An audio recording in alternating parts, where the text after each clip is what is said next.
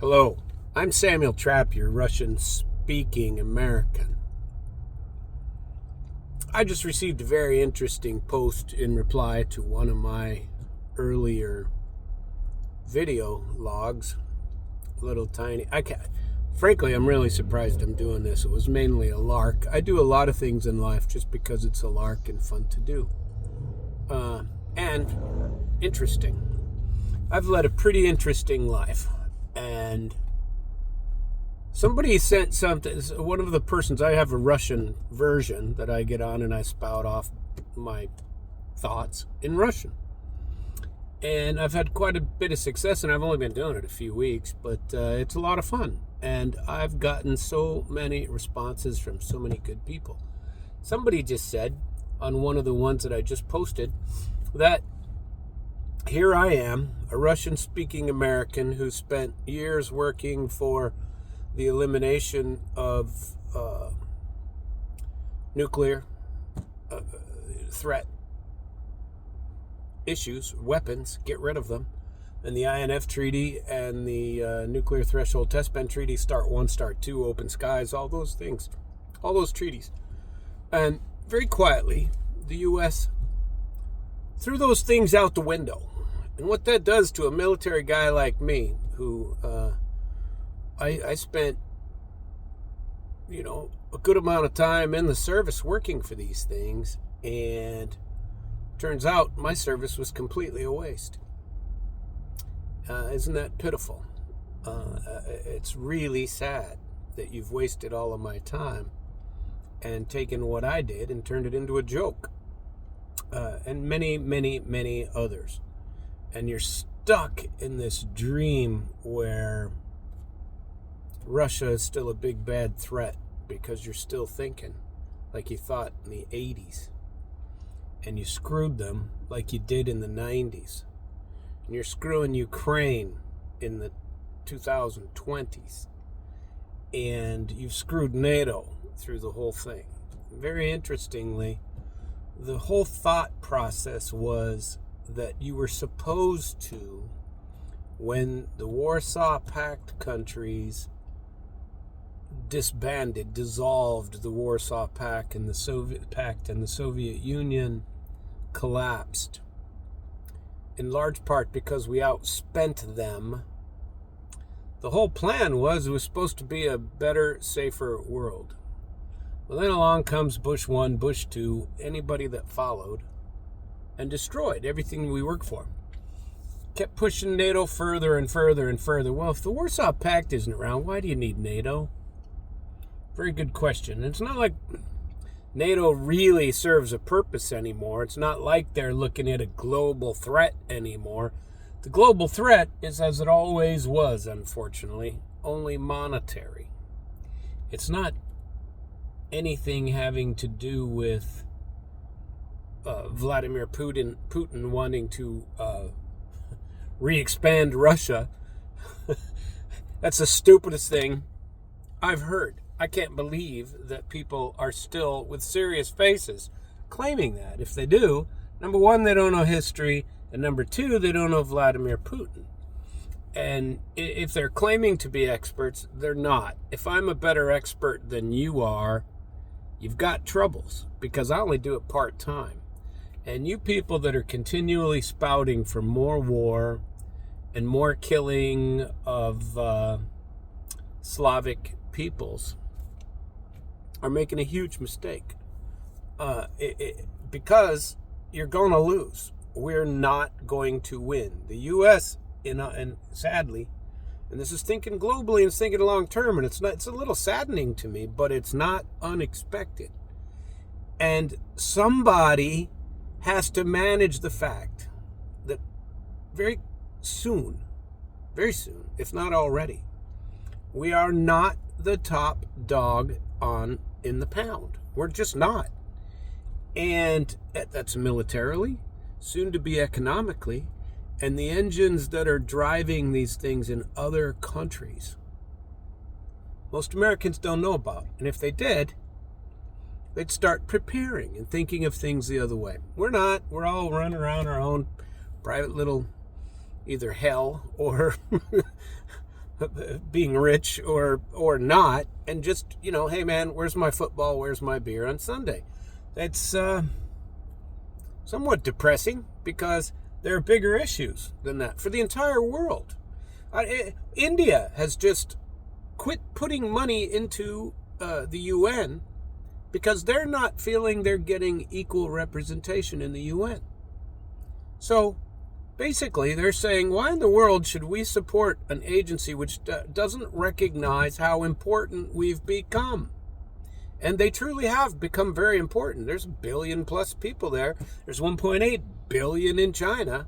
And by the way, if you're thinking about BRICS, which Mexico just applied to be a part of, you're missing the boat, people. There are a lot of big things happening, and we're still acting like the rest of the world accepts us putting military bases all over the place where we do not need them, and there's no need for them to be, all because we have a military-industrial complex that wants to just keep on keeping on. And the only way to do that is with more war. The only way to do that is supplying more weapons. And a very interesting point was made the other day, that you are aware, Mr. Trapp, that's me, that the United States hasn't won a war in a very long time. And go back and look at it, at least since Vietnam. What did we win in Vietnam? 0. Regime change was the goal. What did we win in Iraq? Twice. Nothing. We lost. We went home. Regime change. Result 0. What did we win in Afghanistan? Wanted what? Regime change. Result 0. And those are where we actually fought. The ones that we've actually just backed the losing side or backed another side against another, they're everywhere. And those are countless examples. And why? Because we want to spread democracy everywhere. Democracy according to whose definition? Sure as hell isn't mine. If you know anything about Ukraine, you will understand that they are twice as corrupt as Russia would ever be accused of being. That's part of the reason they couldn't be allowed into NATO. Part of the reason is because they're so corrupt. Of course, we're so corrupt by this point. Who in the hell are we to judge? But the rest of the world is definitely judging. They're judging us. And we are corrupt to the core. All we do is votes are based in any elected house on the federal level. Anything that you're voting for is bought and paid for by the same military-industrial complex on both sides of the aisle. For a long time, I spouted off that I thought it would be very nice to have a third party. Maybe that's still not a bad idea. I don't know. I saw something yesterday about Nikki Haley wanting to be the harbinger of the new third party process. And she got a reasonable amount of votes that would show that perhaps some people in North Carolina believe that.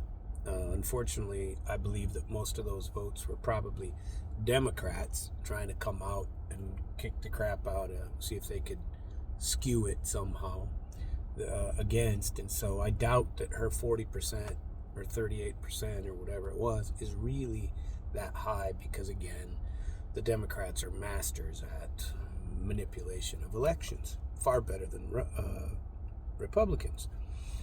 Although Republicans do it too. Don't make the mistake of thinking that either side of the aisle is any better than the other. They're all corrupt. They're all bought and paid for. The biggest problem in our country is term limits. There's no reason on earth those assholes should be sitting up there for 60 years, Joe Biden, with contributing nothing to society, Joe Biden, and many others. Mitch McConnell, hello. What a waste of time that is. That is certainly not what our forefounders intended.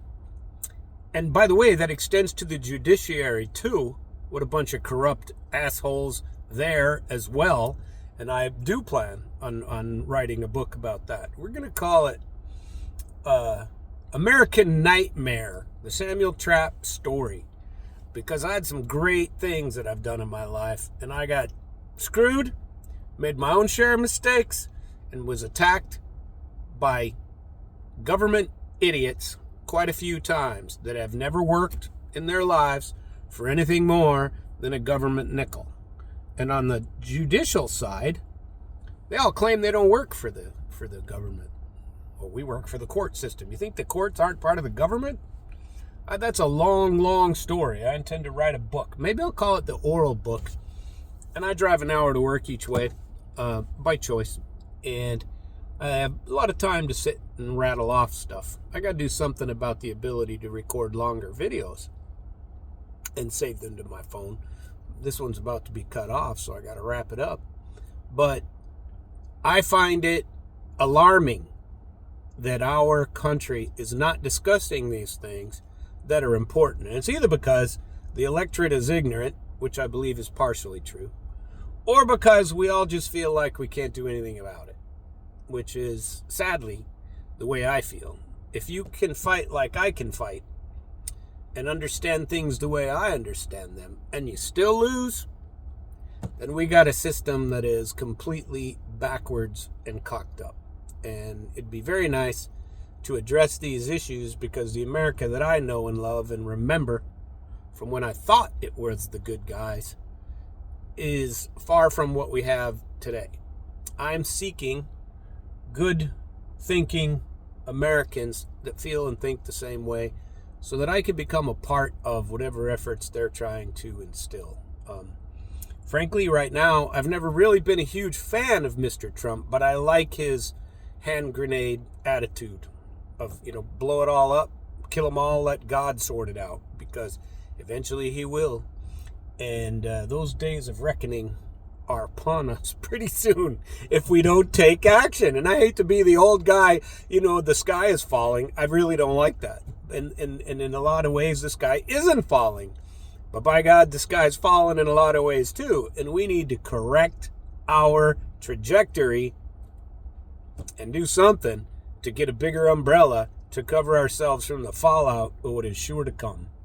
I apologize. I don't speak with any notes. I just go off the top of my head, and I'm sorry for rambling a little bit, which I tend to do. But I hope you've enjoyed this, and I hope you pay better attention to me, because I'm not going to go away. And I've got a lot of views on it, and some of them are pretty concrete. And I can tell you a lot of things about corruption, especially in the state of Missouri. And in my view, they extend all the way to the Supreme Court of the United States. And I'd love to talk about it. I plan on writing a book and having some paid content. Like I told you before, subscribe to my channel, put a little like on there, and thank you very much for paying attention if you made it this far. You have a very nice day. Very nice chatting with you.